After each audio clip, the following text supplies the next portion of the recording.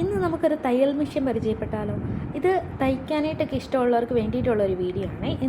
നമ്മുടെ കയ്യിലിരിക്കുന്ന മെഷീൻ വന്നിട്ട് സിംഗറിൻ്റെ മെഷീനാണ്.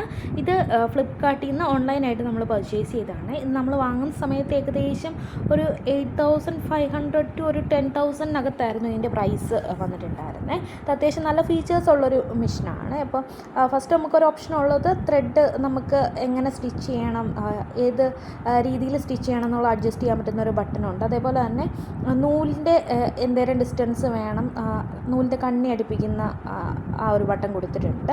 അതേപോലെ തന്നെ ലോക്ക് നമുക്ക് കൊടുത്തിട്ടുണ്ട്. പിന്നെ ഇതിങ്ങനെ മുകളിലേക്കും താഴേക്കും ആക്കാനായിട്ടുള്ള ബട്ടൺ അതിൻ്റെ ബാക്കിലാണ് കൊടുത്തേക്കുന്നത്.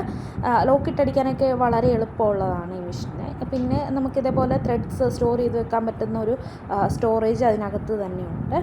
പിന്നെ നമുക്കിതിൻ്റെ ബോട്ടം ബോബിൻ ത്രെഡ് ചുറ്റിയെടുക്കണം എന്നുണ്ടെങ്കിൽ വളരെ ഈസിയാണ്. ജസ്റ്റ് ഒരു 2 നൂല് വെക്കാനായിട്ട് ഇങ്ങനെ 2 ഓപ്ഷനുണ്ട്. അറ്റ് എ ടൈം നമുക്ക് 2 നൂല് വെക്കാൻ പറ്റും. സാധാ മെഷീനിലൊക്കെ ആണെന്നുണ്ടെങ്കിൽ നമുക്കത് കുറച്ച് ഡിഫിക്കൽട്ടാണല്ലോ. ഒരു നൂലെടുത്തിട്ടല്ലേ നമുക്ക് ബോബിനിൽ നൂല് ആക്കണമെങ്കിൽ പറ്റുള്ളൂ. ഇതേപോലെ ബോബിൻ കേസിലേക്ക് നമുക്ക് ഇട്ട് കൊടുക്കാം. വളരെ ഈസി ആയിട്ട് നമുക്ക് സ്റ്റിച്ച് ചെയ്തെടുക്കാൻ പറ്റും.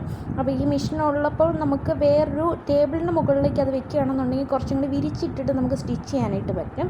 അല്ലാത്ത സൂയി മെഷീനിലൊക്കെ ആണെങ്കിൽ ടേബിൾ ഉണ്ടല്ലോ, അല്ലെങ്കിൽ ഇതിൻ്റെ ഒരു ടേബിൾ വാങ്ങിക്കാൻ കിട്ടും. അത് വാങ്ങിച്ച് വെച്ചിട്ടുണ്ടെങ്കിൽ നമുക്ക് കുറച്ചും കൂടി എളുപ്പമാണ്.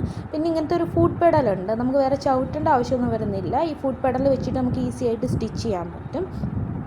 ഇതിൽ നൂല് കൊരുക്കുന്ന രീതിയാണ് കാണിക്കുന്നത്. എല്ലാവർക്കും കുറച്ച് കൺഫ്യൂഷൻ ഉള്ളത് ബാക്കിയൊക്കെ യൂസ് ചെയ്യാൻ പറ്റുമായിരിക്കും. നൂല് കൊരുക്കുന്നത് ആദ്യമേ യൂസ് ചെയ്യുമ്പോൾ ഒരു കൺഫ്യൂഷൻ ഉണ്ടായിരിക്കും. നമുക്ക് ഈ രീതിയിൽ ഇതിൻ്റെ നൂല് കൊരുത്തെടുക്കാൻ പറ്റും. അപ്പോൾ വളരെ ഈസി ആയിട്ട് നമുക്ക് തയ്യലൊക്കെ പഠിച്ചു വരുന്നവർക്കൊക്കെ വളരെ ഈസി ആയിട്ട് യൂസ് ചെയ്യാൻ പറ്റുന്നതാണ്. നമുക്ക് വേറെ ചവിട്ടുന്ന കാര്യമൊന്നും വരുന്നില്ല. അത്യാവശ്യം നന്നായിട്ടൊന്ന് തുണി വെട്ടാനായിട്ടൊക്കെ പഠിച്ചു കഴിഞ്ഞിട്ടുണ്ടെങ്കിൽ നമുക്ക് ഈ മെഷീൻ സിമ്പിളായിട്ട് തന്നെ യൂസ് ചെയ്യാൻ പറ്റും. അപ്പോൾ ഒരു മെഷീൻ വാങ്ങാനായിട്ട് പ്ലാൻ ഇട്ടിരിക്കുന്നവരാണെന്നുണ്ടെങ്കിൽ ഉറപ്പായിട്ടും ഇത് നല്ലൊരു ഓപ്ഷനാണ്.